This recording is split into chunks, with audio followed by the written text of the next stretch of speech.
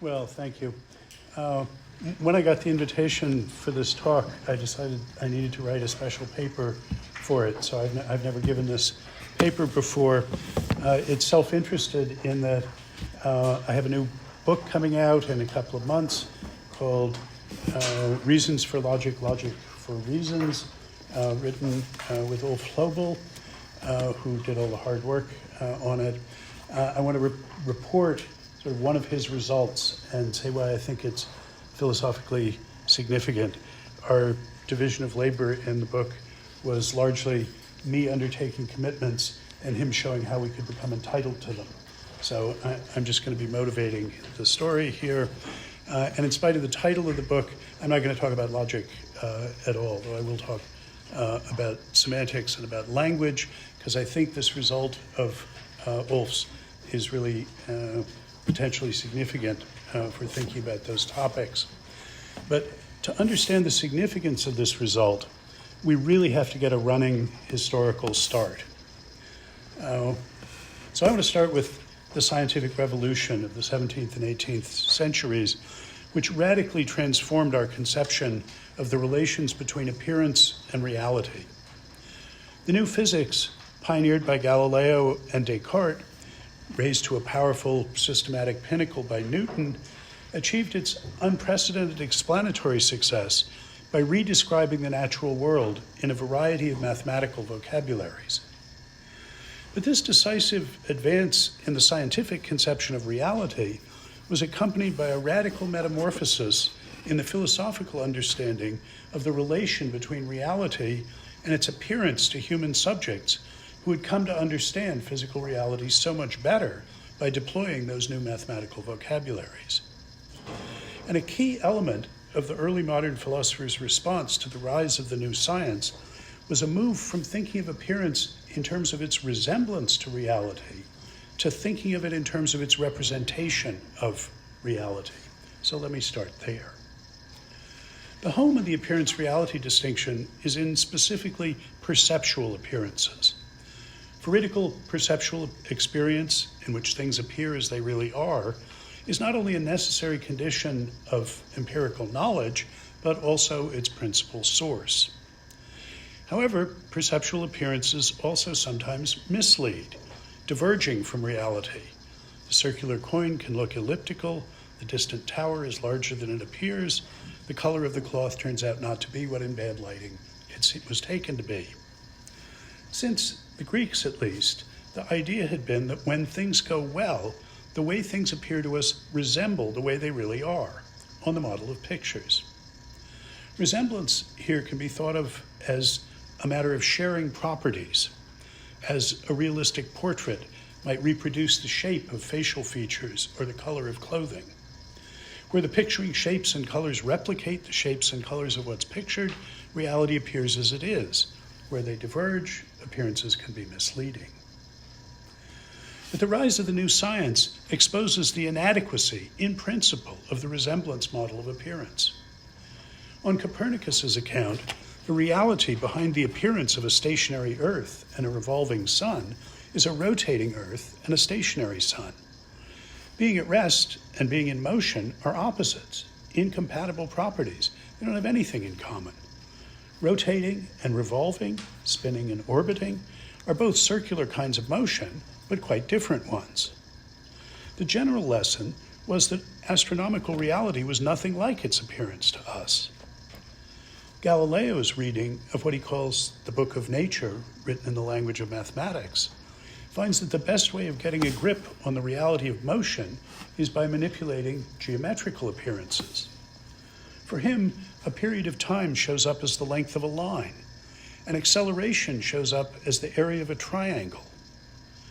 One could force the assimilation of temporal to spatial extension in the form of resemblance as shared properties, but no such Procrustean maneuver will make the resemblance model sufficient or even really helpful at all in understanding the relations between the real acceleration of a falling body and the geometrical appearance of a triangle.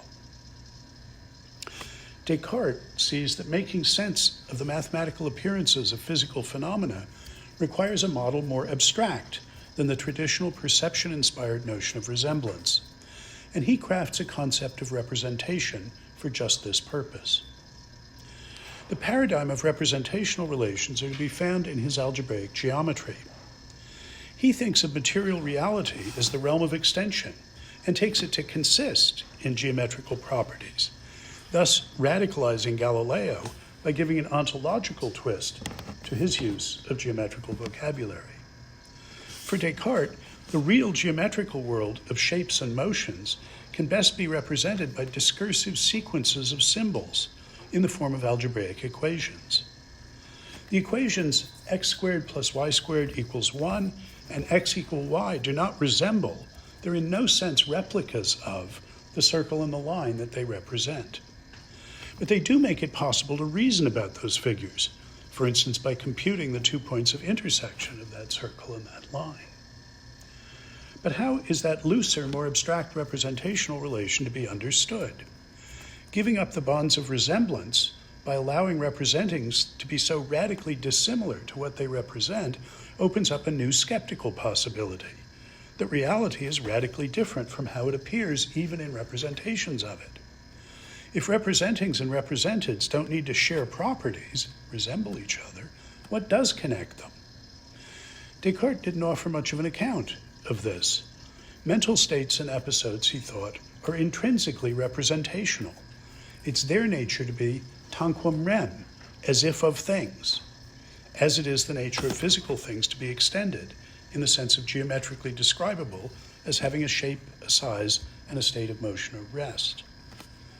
So he just thought there were things that are by nature representings. I think it was Spinoza, whose first book was on Descartes, who figured out the concept of representation that was implicit in Descartes' motivating paradigm of analytic geometry. The key is that, as he puts it, the order and connection of ideas is the same as the order and connection of things. That's from the Ethics. Equations can represent geometrical figures because the whole system of equations is isomorphic to the whole system of figures, with, for instance, simultaneous solutions of equations corresponding to intersections of lines. That's why algebraically manipulating equations is intelligible as reasoning about geometrical figures. Given that global isomorphism, Spinoza's order and connection, of linear strings of symbols that is the same as the order and connection of extended plane figures, the equation x squared plus y squared equals 1 can play the same functional role in the world of equations that the circle it thereby counts as representing plays in the world of geometrical figures. According to this story, the resemblance model was not wrong to take the sharing of properties to be essential to the ofness invoked by talk of appearances of material reality. Its mistake, the source of the expressive limitations of that older model, was to restrict attention to local properties, conceiving them atomistically. Properties, elements of picturing and of what is pictured, could have regardless of what properties other systematically related elements had. The wider scope of the new representational model is due to the holistic character of its appeal to global isomorphisms, which make visible functional correlations between items in two systems that might have quite different atomistic material properties. The new, more abstract and expressively powerful representational model of the intentional nexus between appearance and reality develops the older, more concrete resemblance model by shifting attention to the larger relational structures whose individual elements can be understood to play the functional roles of representing and represented precisely in virtue of the global isomorphism of the structures that they're elements in. Representings and representeds are still understood to share properties, but properties of a new functional kind, intelligible in principle only globally, in terms of relations to other representings or representeds. This shift from atomistic to holistic conceptions of contentfulness was enthusiastically seconded by Leibniz, who required each monad to represent its whole universe in order to represent any of it, and whose monadological vision added the even more holistic idea that any difference anywhere in the representationally related relational structures requires some difference everywhere. This metaconceptual sea change from understanding the appearance-reality distinction in terms of the atomistic model of resemblance to using the more holistic model of representation introduced by Descartes is the first big episode I need to have on the table in order to introduce my topic. The second is Kant's further step away from the original perceptual paradigm to focus on specifically conceptual appearances. Descartes' new notion of representation was sufficiently capacious to encompass both concepts and percepts, thoughts and sensations. His successors, rationalists and empiricists alike, had tried out the strategy of treating these two kinds of representation as extremes of a spectrum. Though they developed different understandings of the common dimension along which different sorts of representings are arrayed, rationalists as a matter of clarity and distinctness at the conceptual end and confusion at the perceptual end, empiricists as matters of concreteness and vivacity at the perceptual end and abstractness at the conceptual end, still, both schools saw thoughts and sensations as tied together by a variety of intermediate cases that make up the unifying spectrum of which they are extremes. But for Kant, this quantitative scaling approach is an unsatisfactory framework in which to analyze the, for him, qualitatively different sorts of contributions to empirical knowledge that are made by representations of the two kinds. Those differences in function are sufficiently stark, he thinks, to justify treating them as the product of wholly distinct cognitive faculties. Kant's bold strategy is to understand the functional division of labor between those faculties hylomorphically, with sensibility contributing empirical content and the understanding contributing the intelligible conceptual form of empirical cognitions. He accordingly faces a new question. What does it mean to say that in the representings that are the appearance to us of represented reality, empirical content shows up in specifically conceptual form? To address this question adequately, Kant needed to rethink the wider realm of discursive activities in general, within which concepts play their distinctive functional role. It includes both the application of concepts in judgment and the use of judgments in reasoning. Here he could help himself to a logical tradition. The scholastics, seconded by the Port-Royal logicians, envisaged a methodological hierarchy relating these components. Its most basic level is a doctrine of concepts, particular and general, and on top of that is built a doctrine of judgments, classified according to the kind of concepts they deploy, and on top of that is constructed a doctrine of inferences, codified in the form of syllogisms, classified according to the kinds of judgments that serve as their premises and conclusions. But in order to adapt and extend this structure to address not only traditional general logic, but also what Kant called transcendental logic, which is tasked with understanding the specifically representational dimension of concept use, in the light of the holistic lessons Spinoza and Leibniz had taught about the importance of the systematic order and connection of ideas to understand representation, Kant needed to turn that logical tradition on its head. My hero Wilfrid Sellars said about this crucial move, quote, Kant was on the right track when he insisted that just as concepts are essentially, and not just accidentally, items which can occur in judgments, so judgments, and therefore indirectly concepts, are essentially, and not just accidentally, items which can occur in reasonings or arguments. End of the quote. In fact, Kant recruits the structural elements of the traditional atomistic bottom-up account in the service of a holistic functional top-down account of discursiveness. Concepts, he says, are functions of judgment. They're to be understood in terms of the role they play in activities of judging. Judgments, not concepts, are the minimal unit of discursive awareness, what, following Leibniz, he calls apperception. Judgments are indeed, as the tradition had it, applications of concepts. But we're to understand applying concepts in terms of an antecedent understanding of what judging is, not the other way around. At the center of Kant's revolutionary reconceptualization of the discursive is his new account of the activity of judging. He understands judging as taking up a distinctive kind of normative stance, undertaking a responsibility, committing oneself. He further understands the normative status taken on in judging as a kind of task responsibility.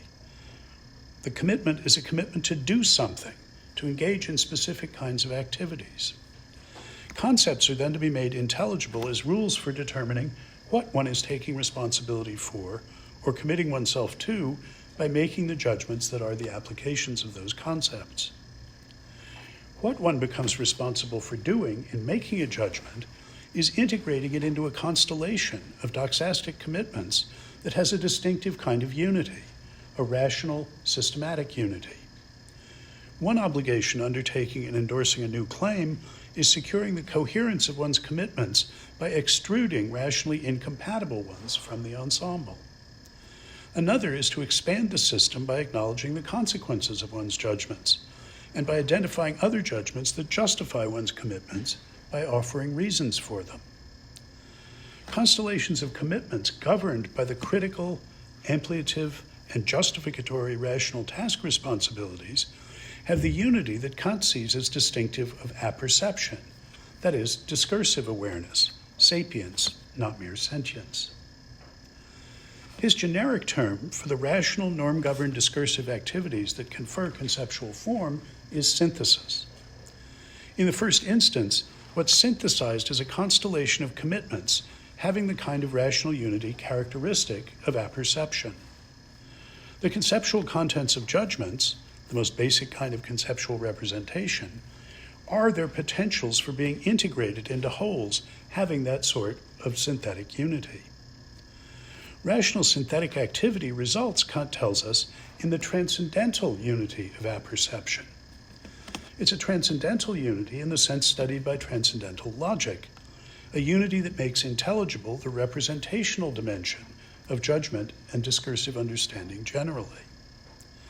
The challenge he faces then is to derive an account of the relations between representing appearances and represented realities from such a top-down, holistic, functional account of the activities and processes that structure the rational, norm-governed order and connection of ideas. By elaborating in this way the underlying idea of conceptual form as conferred by role in reasoning, Kant crafted a powerful new conception of the conceptual. It includes an original account of what any subject must be able to do to count as thinking. That is, to count as aware in a way that essentially involves discursive understanding, applying a concept. This is apperception, being appeared to in a distinctively conceptual sense of appearance. These ideas were of the utmost significance for subsequent German idealism and later for American pragmatism, starting with Peirce. And my main topic in the rest of this talk is how they can be developed and deployed to address issues that we still wrestle with today. But already in the form to which Kant brought them, a disadvantage becomes visible of tying conceptual form so closely to the reasoning activities of apperceiving subjects. For however successful or promising a construal of conceptual form in terms of role in reasoning might be, as an account of the conceptual form of appearances, it seems in principle restricted to accounting for conceptual representings. It's not clear on this account what it could even mean for the reality that appearance represents also to have or to be in conceptual form. How could conceptual form in this sense be the order and connection that's shared by the system of representings and the system of representeds on the Descartes-inspired Spinozist holistic construal of representation? On the face of it, things in the objective world don't play functional roles in rational practices of acknowledging how some judgments provide reasons for and against others. Understanding the conceptual form of judgments or judgeable contents to consist in the role they play in norm-governed rational activities restricts conceptual form to the appearance side of the appearance-reality distinction.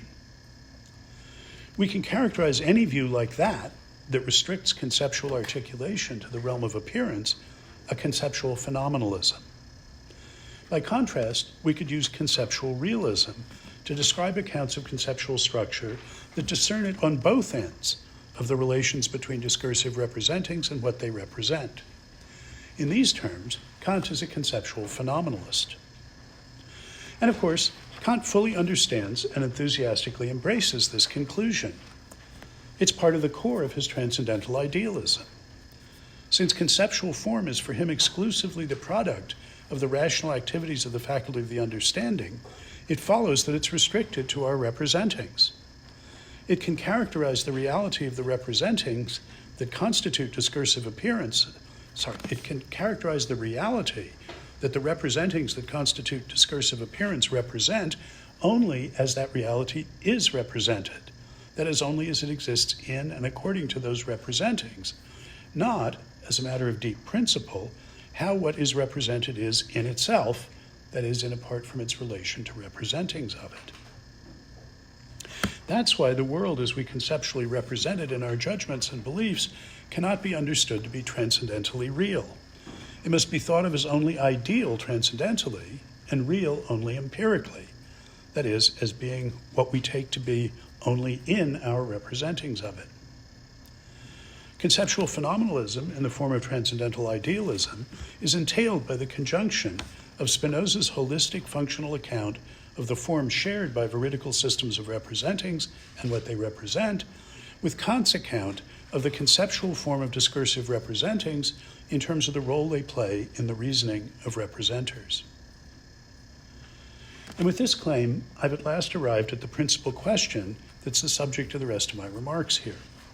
That is, how we may understand conceptually realistic views, which reject the restriction of conceptual form to the realm of appearance in the sense of the products of our rational representational activity. Since I introduced the issue by offering a pedigree for Kant's conceptual phenomenalism that begins with large-scale features of the history of the appearance-reality distinction, though, it's worth noting in passing that in the broadest terms, along this dimension, Kant just turns Plato on his head. For Plato construed a reality that's intelligible just in virtue of, we can say, its conceptual form, contrasted that to its sensible non-conceptual appearance, whose resemblance to that intelligible reality is hard enough to grasp that it requires his heavy-duty philosophizing to make visible. Both Kant's picture of conceptual appearance and non-conceptual reality and Plato's complementary picture of conceptual reality and non-conceptual sensuous appearance stand in opposition to the views I'm calling conceptually realist, which attribute conceptual articulation both to reality and to its appearance to concept users, both to what discursive activity represents and to the conceptual representings of it.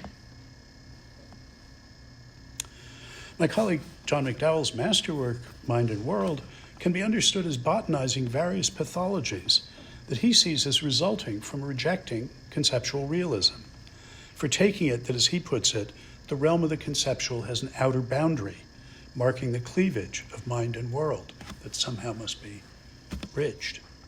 In order to be entitled to take the reality we think and talk about as rationally and not merely causally constraining our representings of it, McDowell argues, we must understand that world, and not just our minds, as already in conceptual shape. The challenge is to say how one must understand the conceptual to make good on that aspiration. Kant explicitly recoils from one strategy for reconciling conceptual realism with the restriction of the conceptual to representings. That's the view that represented reality consists entirely of representings, that the world is thinkable because it consists of thinkings. He rejects both what he calls the subjective idealism of Berkeley, with its single divine world thinker as the source of representable representings, and Leibniz's monadological plenum of represented representers.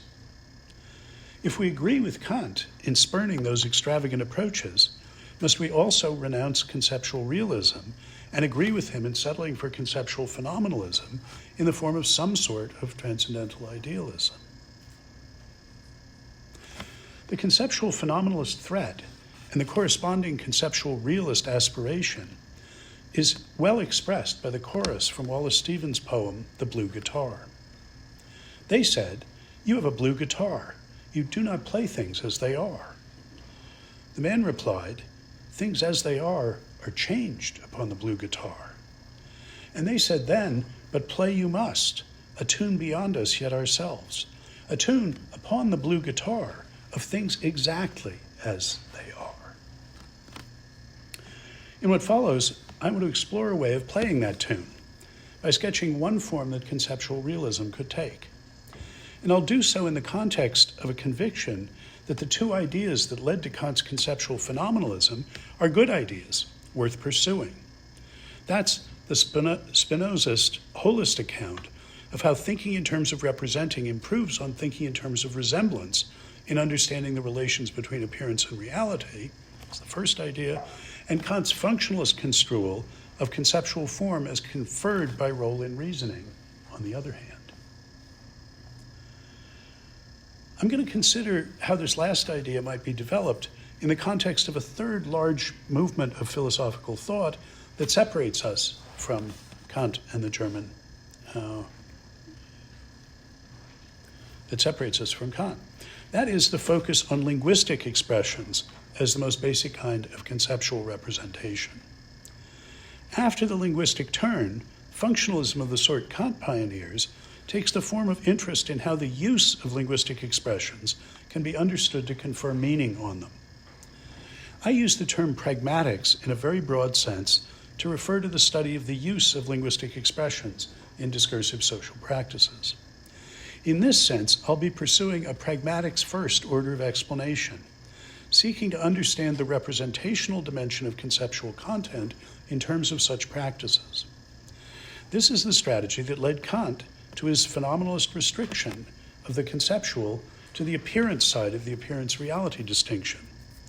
But my aim is to evade that conclusion and its repugnant consequence that it is in the end not so much as intelligible that we should ever know things as they are in themselves, that is, as they are independently of our representational activity. My question is, can we help Manny out here? A first step is to heed the wise scholastic advice: when faced with a contradiction, make a distinction. The distinction I want is between reasoning practices and what I'll call reason relations. It's one that Gil Harman taught us in the course of arguing for what seemed like an outrageous conclusion, that there is no such thing as deductive reasoning, or, slightly more carefully put, that deductive logic does not provide rules for reasoning. If it did, Harman observes, surely a central one would be something like, if you accept both P and if P then Q, then you should accept Q. But he points out that would be a terrible rule. You might have much better evidence against Q than you had for either P or for if P then Q. And if so, you ought to reject one of them rather than accept P. The lesson is that one should understand deductive logic as characterizing relations of implication, expressed in logical vocabulary using conditionals, and incompatibility, expressed in logical vocabulary using negation. The relations logic articulates normatively constrain reasoning practices, but they don't dictate what we should do.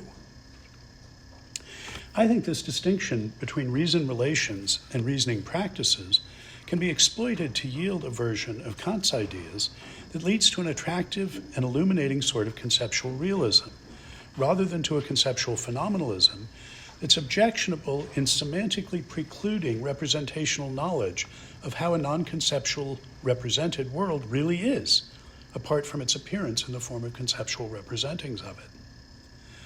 To do that, it'll be helpful to look more closely at how reason relations of implication and incompatibility show up in a simple model of discursive practice. For Kant, the fundamental conceptual form of representation is judgments, representings that are judgings. A good thing to mean by specifically discursive practice is accordingly social practices in which some performances are treated as having the practical significance of claimings, assertings, sayings that things are thus and so. Declarative sentences are linguistic expressions whose freestanding utterance has that default significance of asserting or denying. Well, what is that practical significance?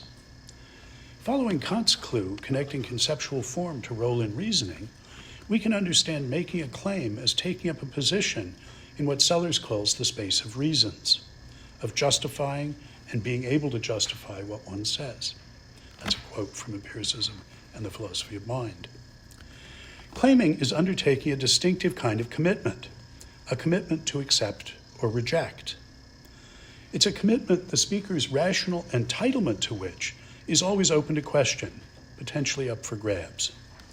Discursive practice is essentially, and not just accidentally, a critical, rational practice. When someone makes a claim, it's liable to rational challenge. A challenge is a further claim whose effect, if successful, is to suspend entitlement to that commitment. That entitlement can be redeemed by producing further claims that justify the challenged commitment. The basic epistemological structure of the minimal practice I'm gesturing at is what I've elsewhere called a default and challenge structure of entitlement. Discursive practice in this minimal model consists of undertaking commitments and challenging and defending entitlement to them, with participants' understanding of what's going on consisting in their practically keeping track of who's committed and entitled to what as the conversation continues. I call this a minimal model of discursive practice because I think it describes the minimal structure of practices within which some performances are pragmatically intelligible as claimings, and that it's capable of conferring on the acts, attitudes, and linguistic expressions playing suitable roles in such practices semantically recognizable as possessing specifically conceptual contents. Practices that do not accord some performance the pragmatic significance of claimings are not discursive in the sense I'm delineating. Some of Wittgenstein's Sprachspiele are not discursive practices in this narrower, more demanding sense. Simple as it is, this stripped-down model of discursive practices shows how we can understand reason relations in terms of the role they play in reasoning practices. Defending a claim is making other claims that collectively offer reasons for it. In the basic case, reasons to accept it. Challenging a claim is making other claims that collectively offer reasons against it. In the basic case, reasons to reject it. And implicit in these practices are two kinds of reason relations, those that determine what's a reason for what, and those that determine what's a reason against what. These are relations of implication and incompatibility. What stand in those relations are claimables, what can be asserted or denied, doxastically accepted or rejected. We may think of those claimables as conceptually contentful just insofar as they stand to one another in relations of implication or consequence and incompatibility. Those relations articulate the norms governing assessments of what claimables are reasons for and against which others by determining which claimings provide reasons to accept and which provide reasons to reject other claimings. Now, the reason relations we're talking about are not relations of logical consequence and inconsistency. They're what Sellers calls material rather than formal logical, in the sense that they articulate the contents of non-logical concepts, such as the goodness of the implication from Pittsburgh is to the west of New York to New York is to the east of Pittsburgh. That's part of the meaning of the concepts of east and west before we get into logic.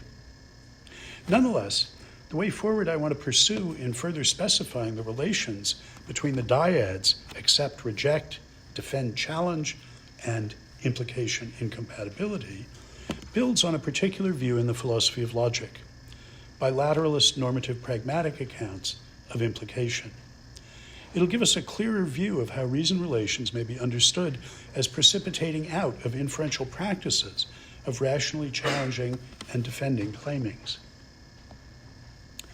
Greg Restall introduced, and David Ripley further developed, the bilateral normative pragmatic metavocabulary I'll be building on in order to explain multi-conclusion implications in sequent calculi.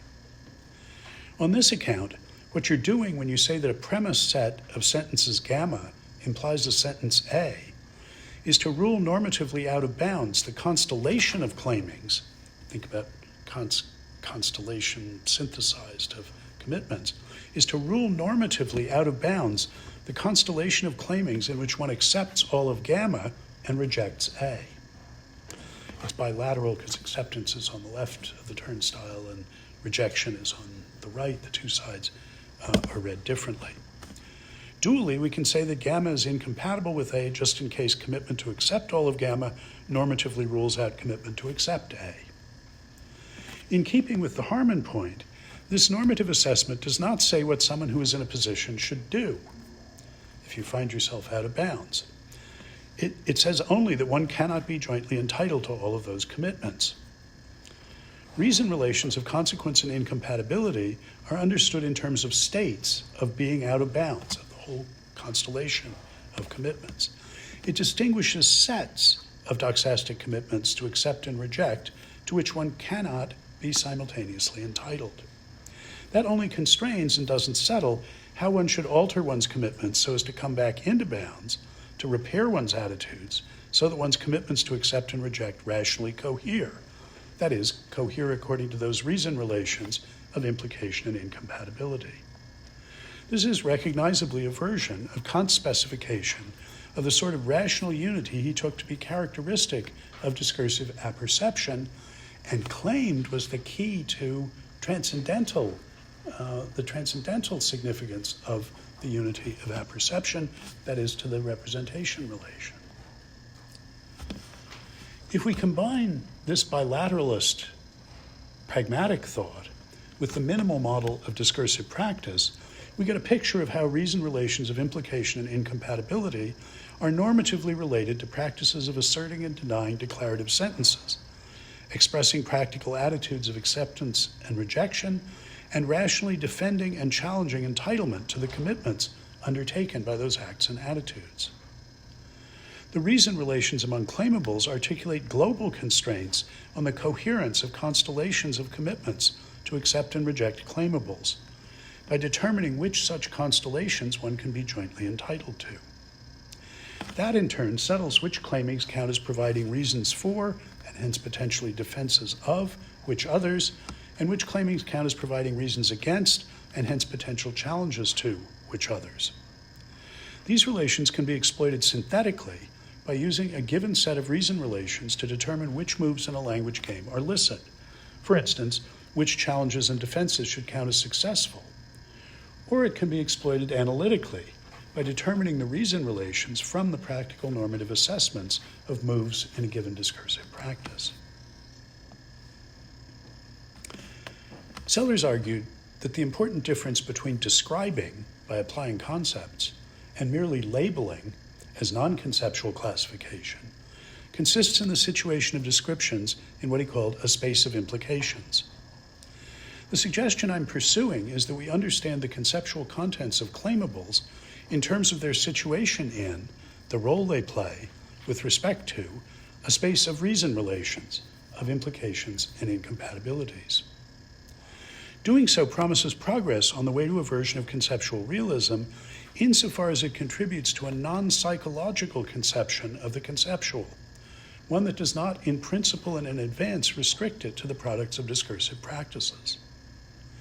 To fulfill that promise, we'll have to show how the conception of relations of consequence and incompatibility that are introduced and understood to begin with in terms of their role in normatively governing discursive practices of asserting and denying, challenging and defending the rational credentials of those acts and attitudes and the commitments they express, how some analog of that can be found on the side of objective reality, represented by those subjective activities of manipulating what we can then understand as representings.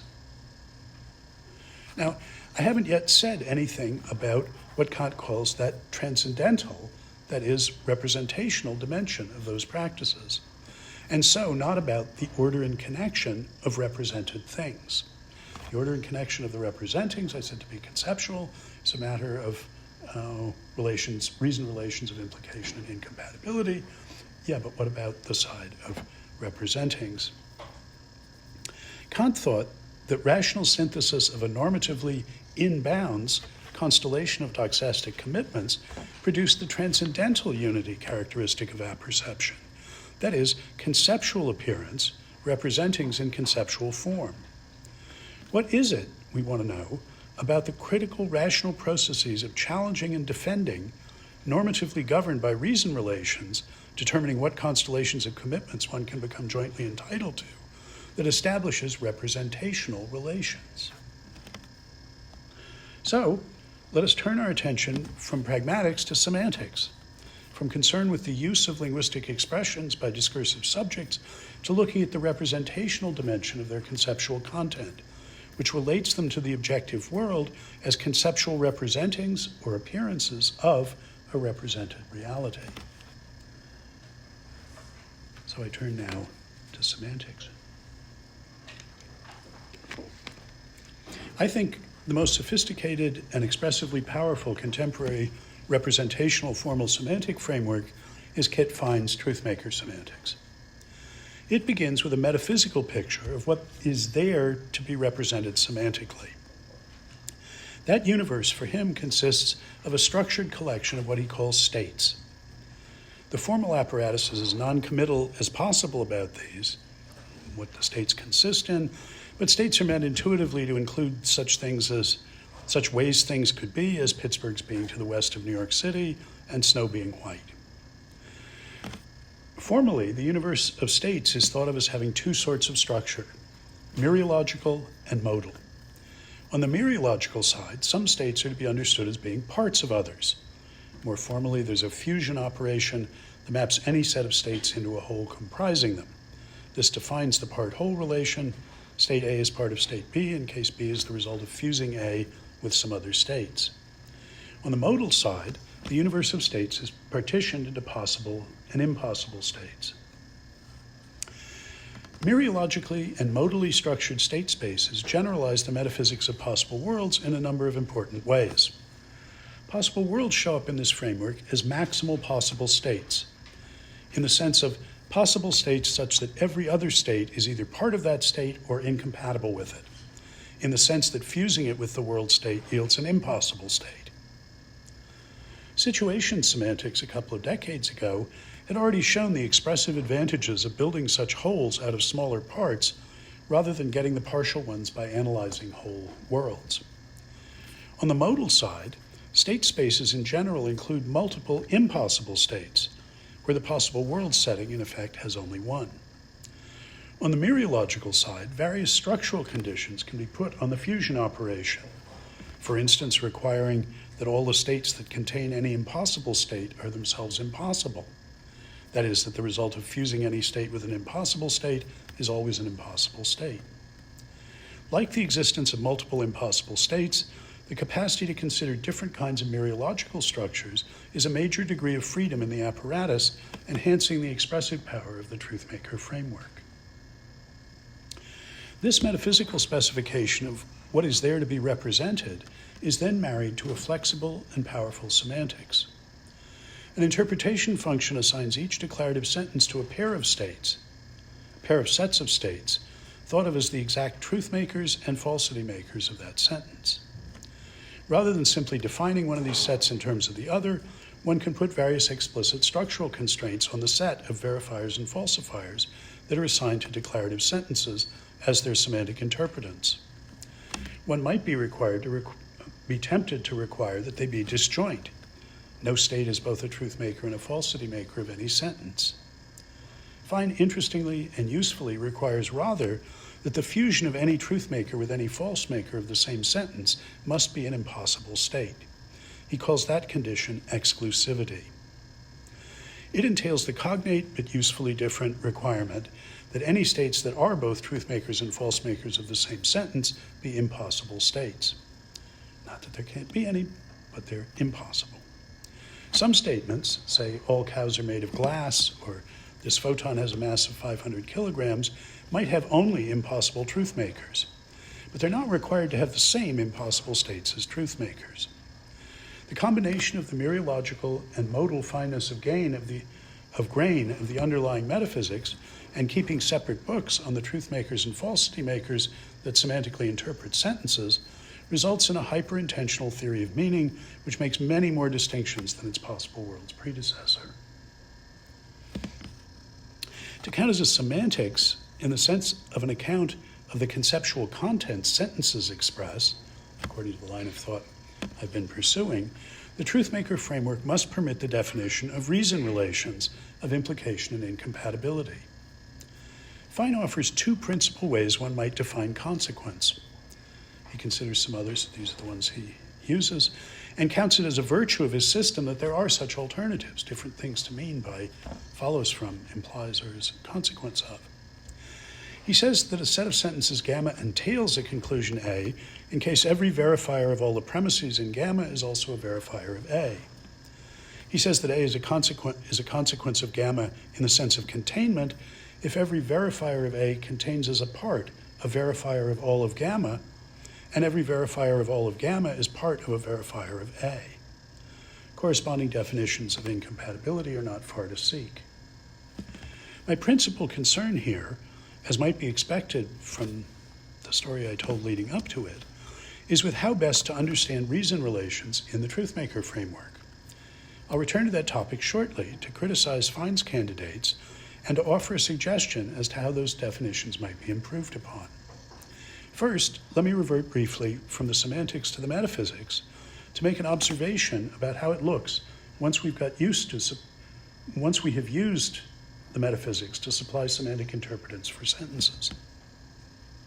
For, as Fine explicitly observes, the overall picture underwrites a striking realism about the propositional conceptual contents expressed by declarative sentences. Such propositional contents, he says, are just pairs of sets of states that meet whatever structural conditions we impose on such pairs to make them eligible to serve as truth makers and false makers of sentences. Paradigmatically, exclusivity, which requires that all fusions of elements of the first set with elements of the second set be impossible states. He proposes to call any pair of set of states meeting that condition a proposition, since it's eligible to serve as the interpretant of a sentence. But even in the metaphysically implausible case where there's only a countable infinite number of states, there still will be uncountably many pairs of sets of them meeting the minimal structural condition for propositionality. So, far more propositions, in Fine's sense, than any natural or formal language in the ordinary sense can have sentences to express. And those worldly propositions stand to one another in relations of consequence.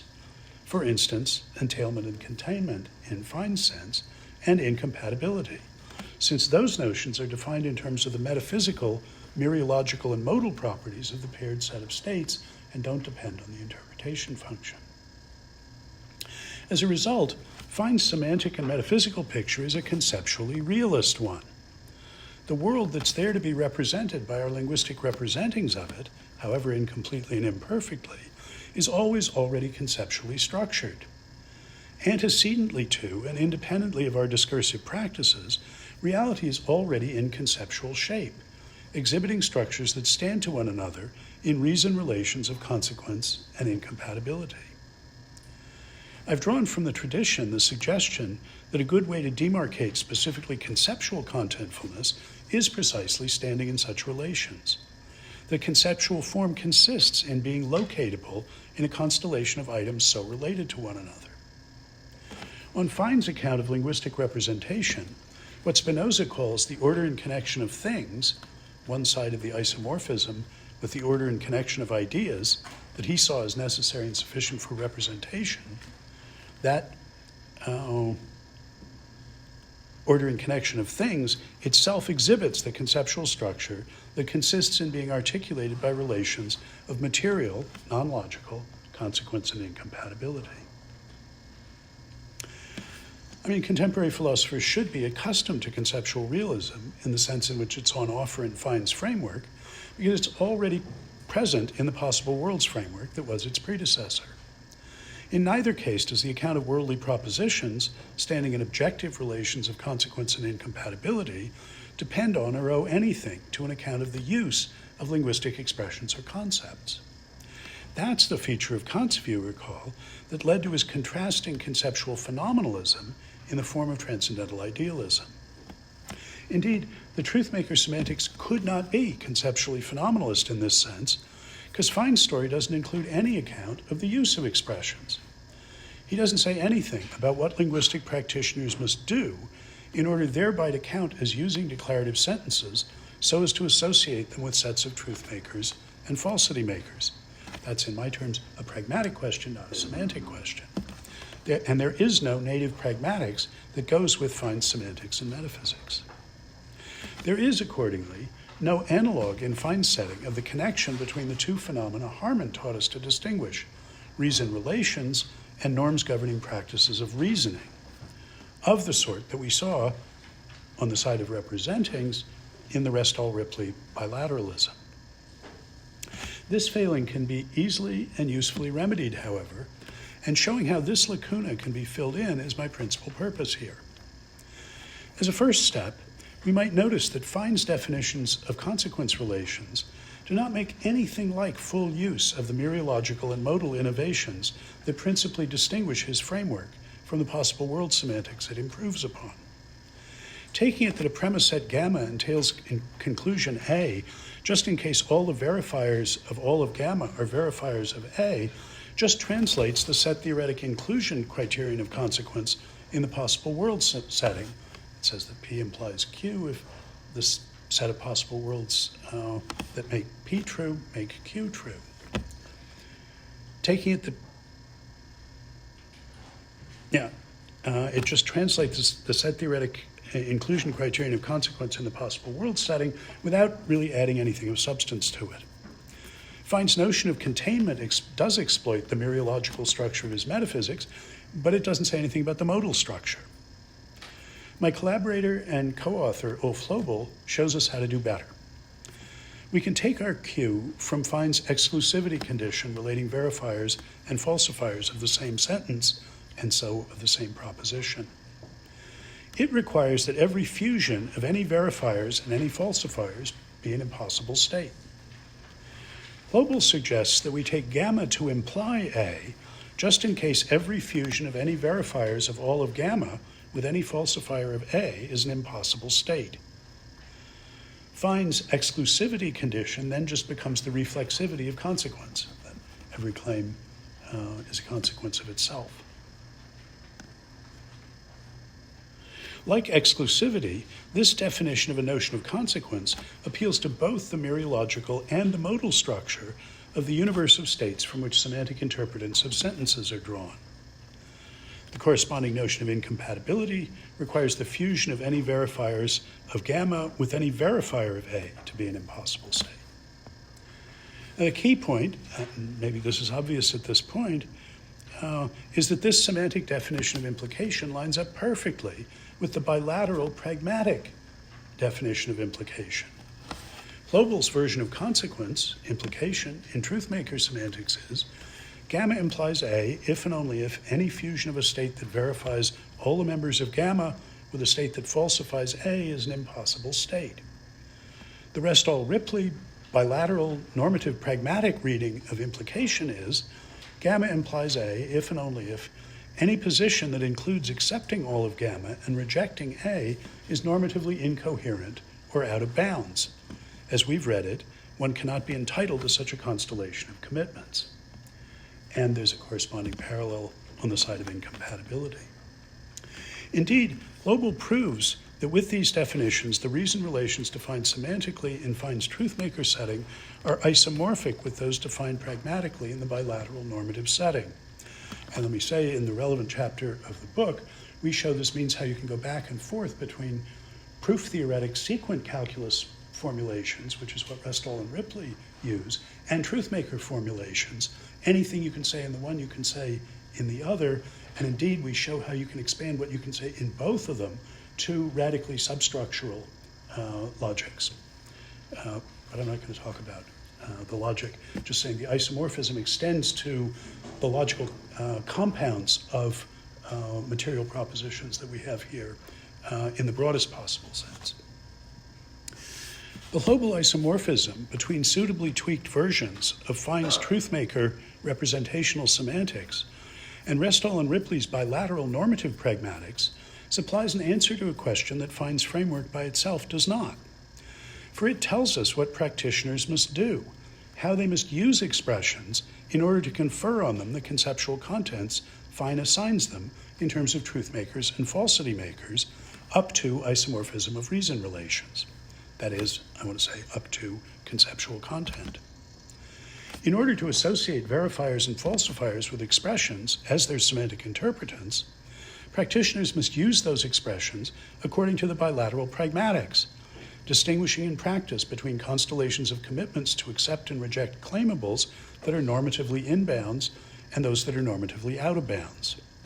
That includes expecting anyone who's precluded from being jointly entitled to the doxastic commitments they've undertaken practically to acknowledge the obligation to alter those commitments so as to repair the situation and find their way back in bounds. Even though the reason relations won't tell you how to do that, they merely constrain what counts as doing it.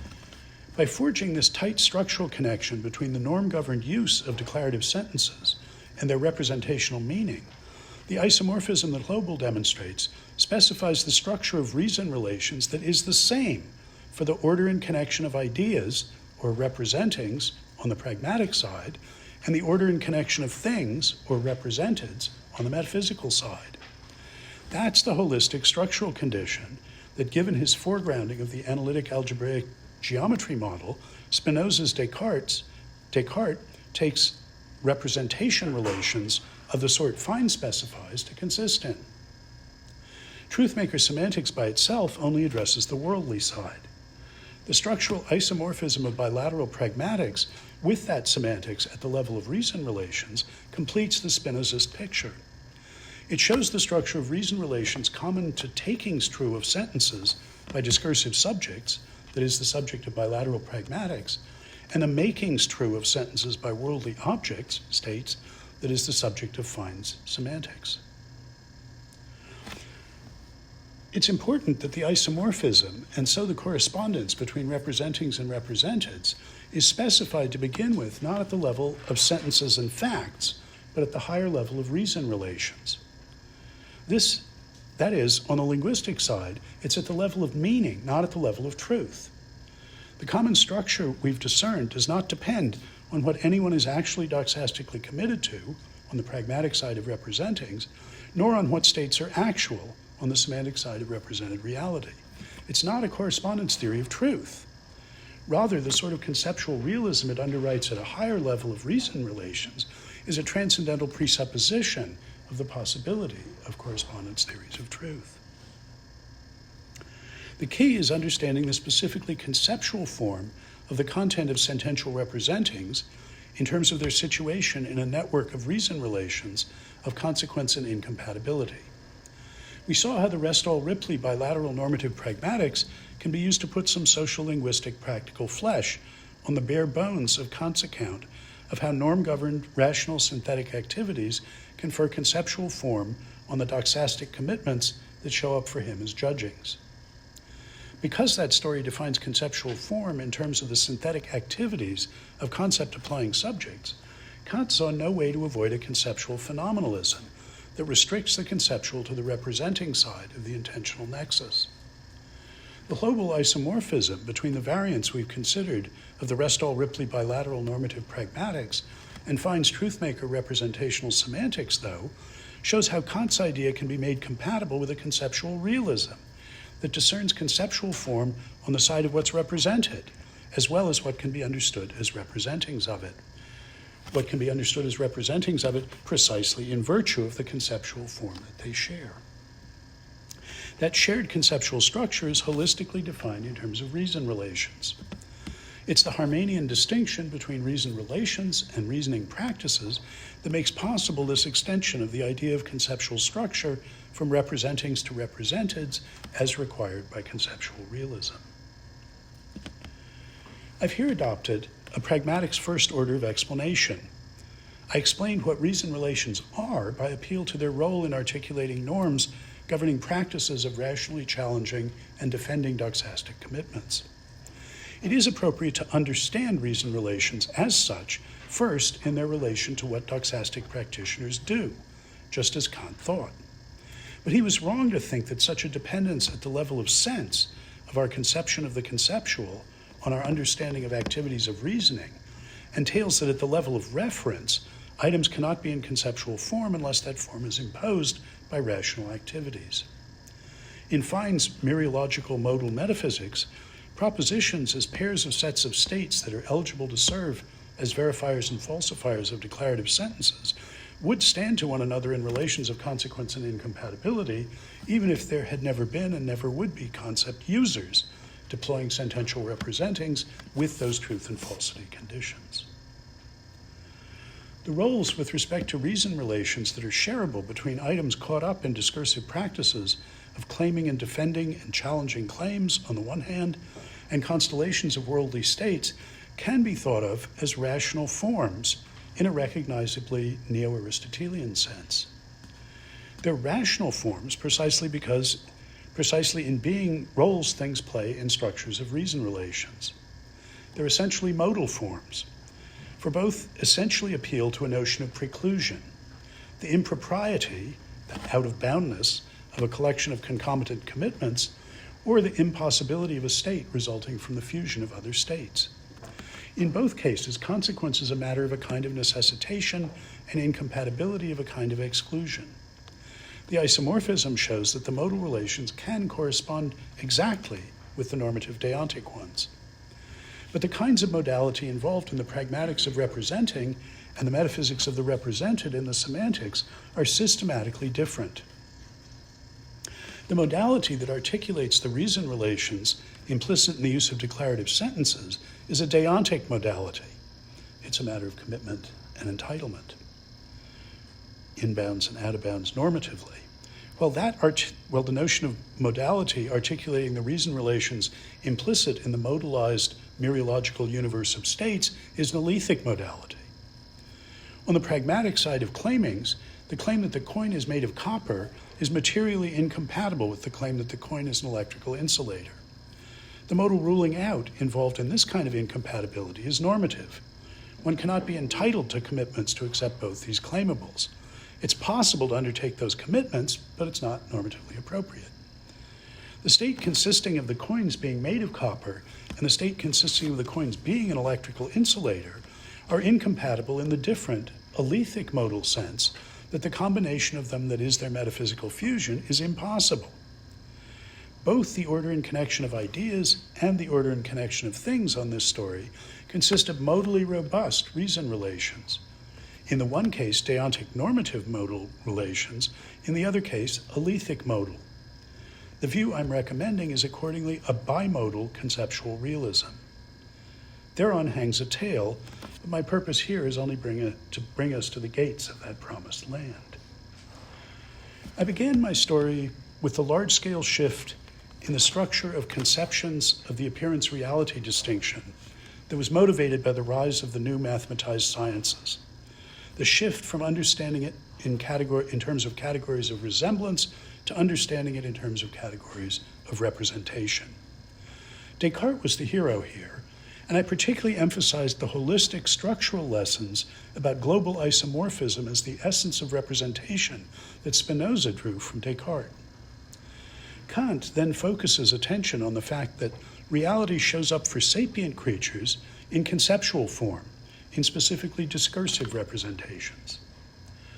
I suggested that Spinoza's insight gives us reason to want to avoid the dual mistakes of Plato and Kant, each of whom lined up the appearance-reality distinction with the distinction between what is and what is not in specifically conceptual, intelligible shape, disagreeing about whether it was reality or appearance that was on the conceptual side of the gulf that they excavated between them.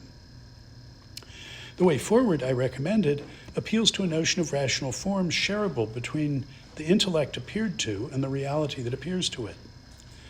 This was Aristotle's response to Plato on this point, and it's an interesting exercise to read what Hegel calls idealism in his phenomenalism, in his phenomenology, as a conceptual realism in this sense, a bimodal, hylomorphic conceptual realism, a conceptual realism that shows up in a post-Kantian shape downstream from Descartes and Spinoza's holistic lessons. My response to that challenge is laid out in a spirit of trust. The particular contemporary version of this conceptually realist strategy that I sketched here began by using Gil Harman's distinction between activities or practices of reasoning and reason relations to adapt Kant's insight into the nature of conceptual form, so as to avoid the conceptual phenomenalism that he properly saw was entailed by his version, which didn't make the Harman distinction. I called on Greg Restall's and Dave Ripley's bilateral normative pragmatics for sequent calculi to clarify the relation between norms of reasoning and reason relations of consequence and incompatibility in discursive practices of making claims and defending and challenging them by offering reasons for and against those claims. Kit Fine's Truthmaker semantics and its associated mereological modal metaphysics then provided a model of reality represented by the sentences whose verifiers and falsifiers it provides. A powerful formal result of O'Flobel subsequently shows how to line up alethic modal relations of consequence and incompatibility in Fine's semantic and metaphysical structure with the deontic normative reason relations construed by the bilateral pragmatics. The resulting bimodal conceptual realism, with rational forms defined functionally as roles with respect to modal reason relations, which we can understand as amphibious between representing appearance and representing reality, I claim shows how it's possible to play a tune beyond ourselves, beyond us yet ourselves, a tune upon a conceptual blue guitar, a tune of things exactly as they are. Thank you.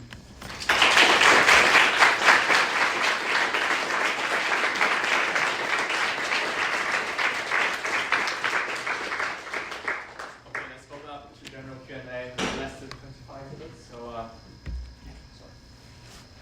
Thank you. I have two questions. They're both brief. Question one. It seems like on the possible worlds framework, you can get away without these two kind of metaphysical notions. And instead of modality and mereological structure, you can just get away with modality, some sense of the space of possible worlds without any way of combining states to get further states. Do you think that's right? And if so, should we prefer that approach? I mean, I don't think you can do everything in the possible worlds framework that you can do in the Truthmaker framework. I think Fine's genius was putting together the modal and the mereological in a way that that results in much greater expressive power than you get in the possible worlds framework. That's why it's hyper-intentional. It can make these distinctions even among logically equivalent, anyway, sentences that are logically equivalent in classical logic.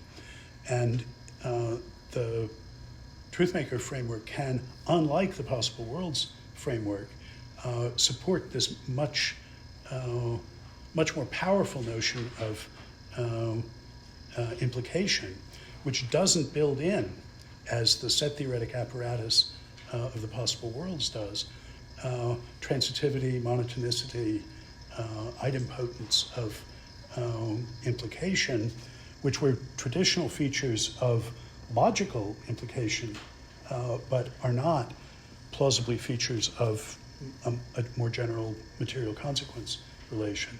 So though Fine doesn't go very far in generalizing these structures, Ulf and I have, and every logic you've heard of, we can represent linear logics, K3, ST, all of these substructural logics, which we started off by showing how you could treat in multi-succedent sequent calculi in the proof theoretic way. Fine's semantics is the only way to represent those model theoretically. So it's got to be the Truthmaker framework. Now, that having been said, the isomorphism is only up to isomorphism of reason relations. It's not telling you about the individual states that is where the action is in the metaphysics that goes with this. Well, the semantics under-describes the metaphysics, let's say. And if we want to know how we can talk about those states that go beyond the reason, well, we're going to have to do something else. But the metaphysics is his business. The semantics, we need the truth makers in order to get this result. This is what I'm about to say is probably unintelligible, but I'm going to say it anyway. We dedicated this book Ulf and I did, to commutative monoids with a distinguished set. And that's the level of mathematical isomorphism between truthmaker semantics and the proof theory. We do the proof theory with a monoid and a distinguished set of good implications, and his monoid is the mereological fusion, and the distinguished set is the set of possible states. And the point is, using that structure rather than lattices or set theoretic inclusion is what lets you go substructural. And now you can express a vast variety of reason relations, non-monotonic, non-transitive ones, and so on, that you couldn't otherwise. Okay, you in the back. Yeah, thank you so much. You might have touched on this a little with the response you just gave. But one sort of classic problem that's been raised by like Putnam and others to using isomorphism in order to try to capture representational relations is that isomorphisms are sort of cheap. So you can kind of permute the represented space and the representing space and get all sorts of wonky ones. So I'm just curious, sort of, is that an issue for you, or is there something about either the mathematical details of this particular isomorphism or something philosophical that I'm missing that gets around that? Well, that's a good question. I think we're in much better shape than Putnam's opponents were on this. Sure, isomorphisms in general are cheap, but isomorphisms at the level of these reason relations that ramify so that you can define on the pragmatic side using sequent rules and say, okay, introduce conditionals using, using these rules, and understand the truth makers and false makers of conditionals on the semantic side. Well, not exactly in the way Fine does, but in the way that translates for our notion of consequence there. Those isomorphisms are not cheap at all. It's really hard to get something that, when you have the isomorphism at the level of all the sentences in the non-logical language, conservatively and properly, I want to say, it can be formally elaborated so you can compute the semantics for, and on the one hand, the truth makers and false makers of arbitrary, logically complex sentences in, I'll say every logic you've heard of. Well, not relevance logic, the Pittsburgh person confesses, but anyway, lots of them. And we line those up with the sequent rules that correspond to exactly those things. That isomorphism is not cheap. Yeah. Okay, can I just ask, just to clarify, so when you say conservative, it's that if you define the isomorphism as some sort of fragments of I mean, conservatively in that, if, for instance, the base material implication relation is non-monotonic, and you use ordinary logical rules of classical logic on it, it'll force monotonicity on those non-logical sentences. You'll be able to reason to conjunctions and conditionals and so on, and reason back to get, if gamma implies A, then gamma together with B implies A. And that wouldn't be conservative if what you had was that gamma implied A, but gamma and B did not. So conservatively in that, you don't change any of the reason relations in the base by adding the properly tweaked sequent rules, each of which corresponds to a truth condition in truth and falsity maker condition in the Fine framework.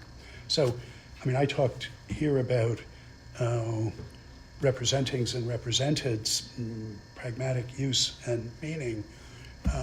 We're equally proud of bringing proof theory and semantics, model theory, together for the logic, but not on the table here. Next chapter.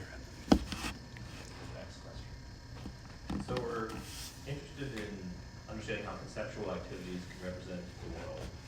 downstream of that, we'd like to find conceptual form in the world. And you find the conceptual form in alethic modal relations between physical states, metaphysical inclusion. Slogan is, if you're a modal realist, you're a conceptual realist, if you understand the conceptual this way. And I was going to ask so in that sense, do you believe that physical world states are literally conceptual? Does this imply that the universe is thinking, or some other? Well, it would imply that the universe was thinking only if the only things that could be conceptually articulated were representings, were thinkings. And this is rather saying, no, this is a non-psychological conception of the conceptual, the role that something plays in relations of implication and incompatibility. Now, a logician is going to look at that and say, well, what makes them relations of consequence and incompatibility? I know for logical relations of consequence and inconsistency that these axioms that include transitivity and monotonicity, idempotence, and so on, satisfy it. Now you say you're going to relax those. What makes these reason relations? Well, I go back to the pragmatics and say, well, because of the role they play in making claims, challenging and defending them, and keeping score on them. And I can show how you can do that with reason relations that are not exclusively globally monotonic or transitive or so on. And so if you're not a modal realist, you can't use this to explain how we represent the world with conceptual activities. That's right. You've got to have a picture of the world that's being represented that, like finds, distinguishes between multiple possible states and multiple impossible states. Though, as I've suggested, there's lots of room for slippage on that side because the isomorphism is only up to the consequence relations that you define by this.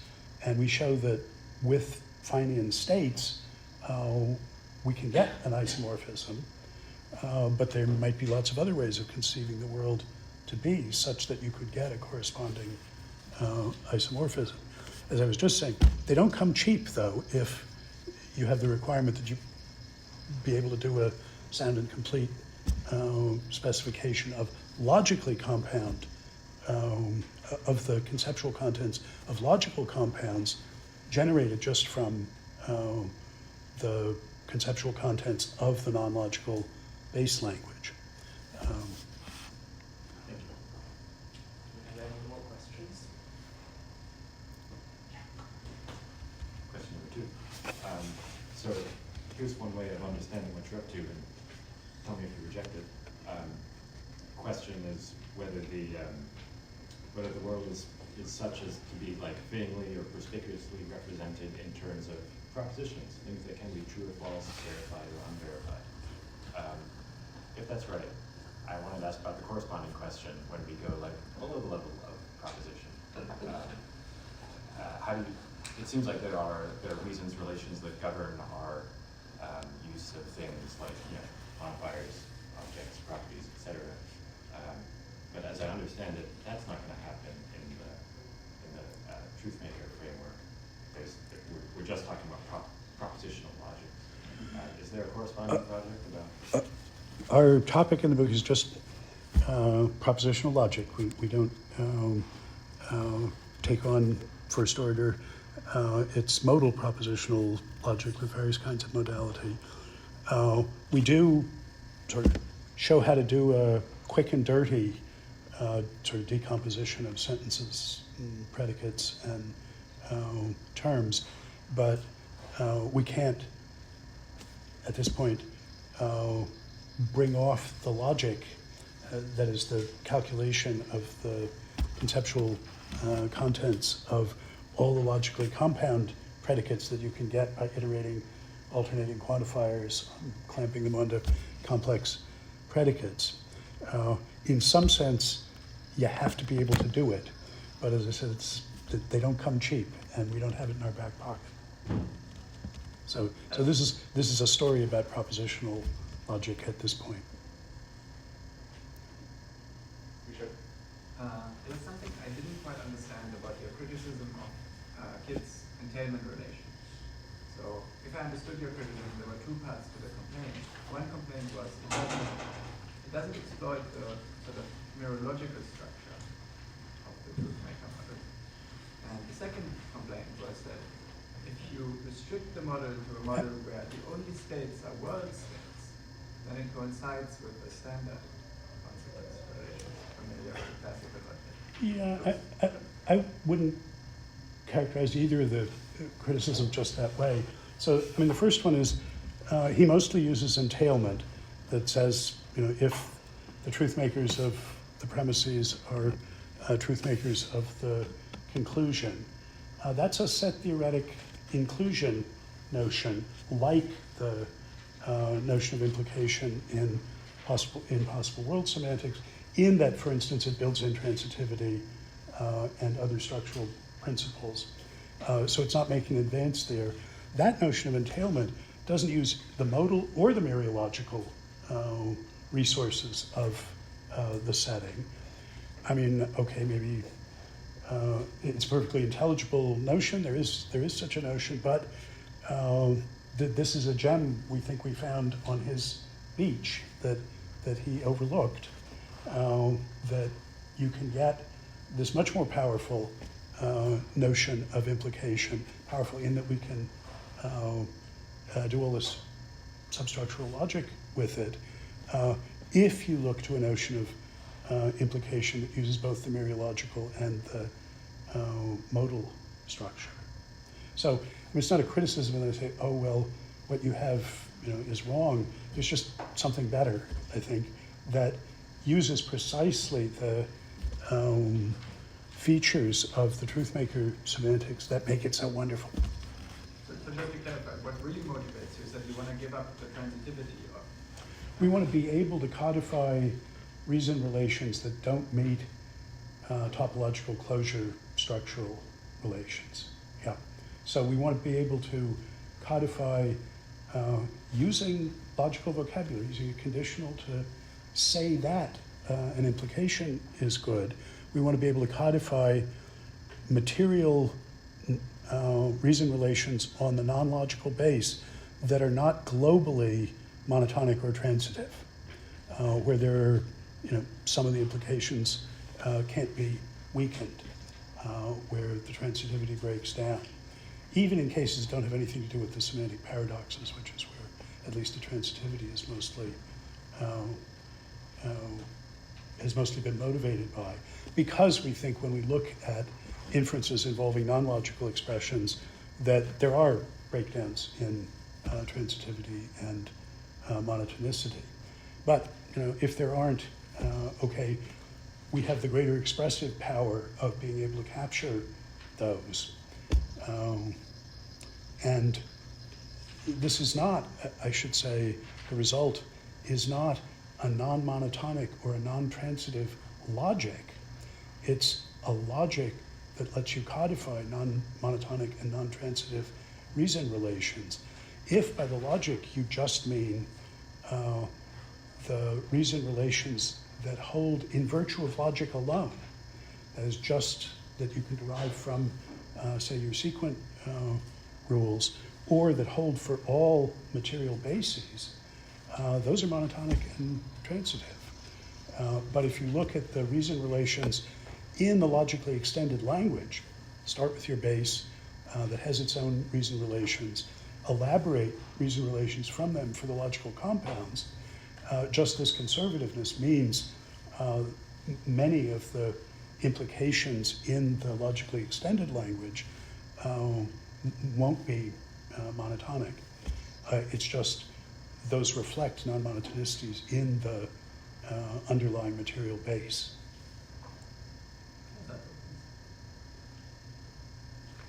Looks like someone maybe hasn't gone yet.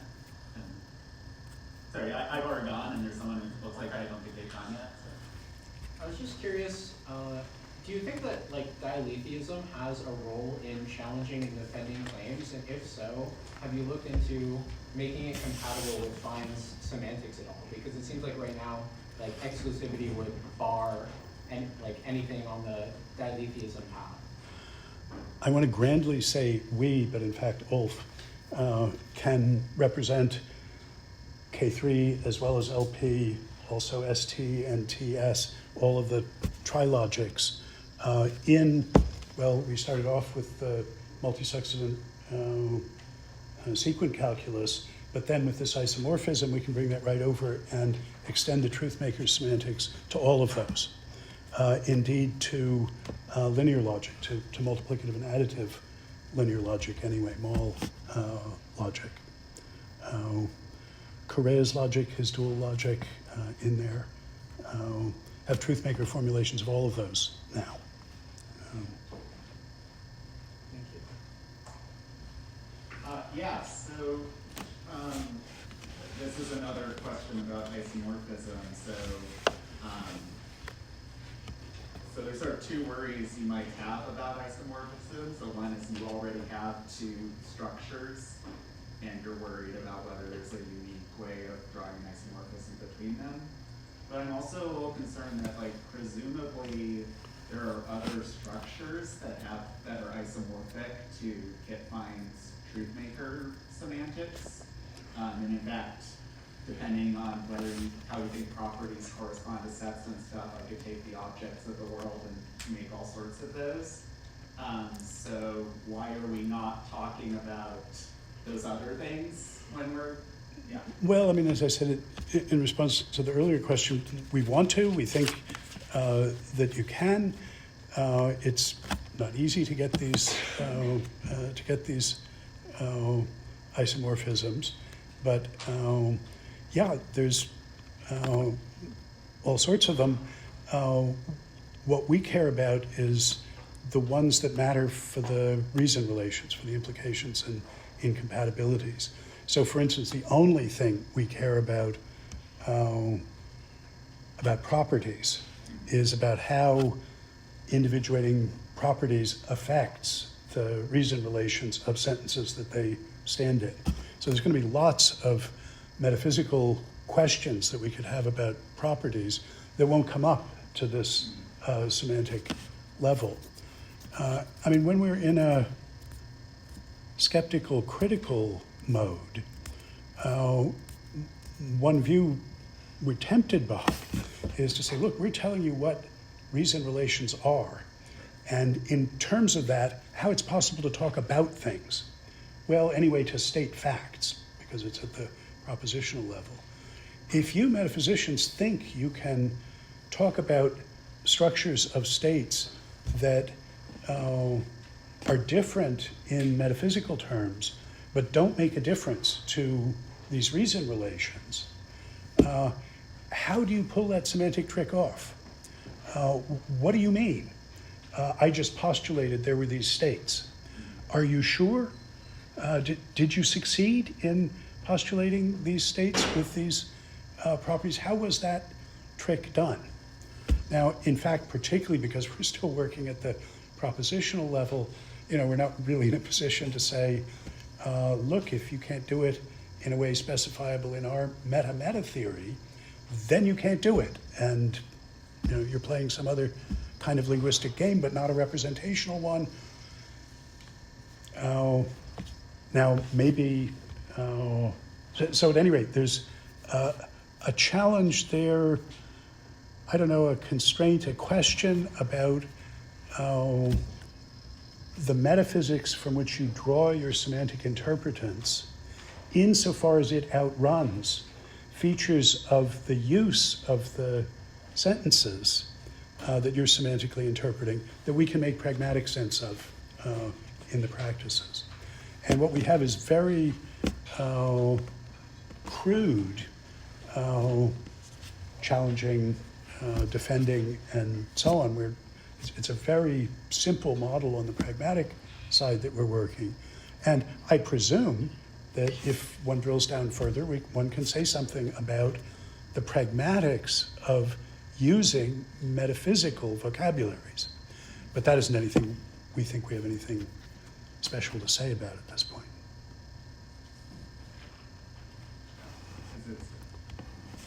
Good, so that's helpful. So I'm still a little unclear though on how it applies. So like, say our model say we have a model isomorphic to Wittgenstein's Truthmaker semantics, which is like a bunch of red and blue coins on a table in various spatial relationships, and we interpret red and blue as true, true and false and stuff. Why aren't our sentences now representing coins on tables rather than propositions or states? Well, because we're only talking about the reason relations, and the representation only goes, as I say, it's not at the level of sentences, never mind subsentential things. It's at the level of meanings, at the level of the reason relations. We say, well, look, that's what we understand about conceptual content, is conceptual content as role in reason relations. That's something we can be very clear and specific about. Any features that are equivalent as far as the reason relations they reach to, we can't tell you about how you represent one of them rather than the other. Is that a limitation? I mean, it's obviously a limitation on our apparatus, but it's at least a question about what work in the semantics as opposed to metaphysics, the rest of that metaphysical machinery is doing. And I suggested even a question about how you could do it, how you could talk that way, how you could be sure you were successfully talking that way. On this conception of the conceptual, can't see that yet. It's all the reason relations. All right, if there's more questions to be asked, let's keep it.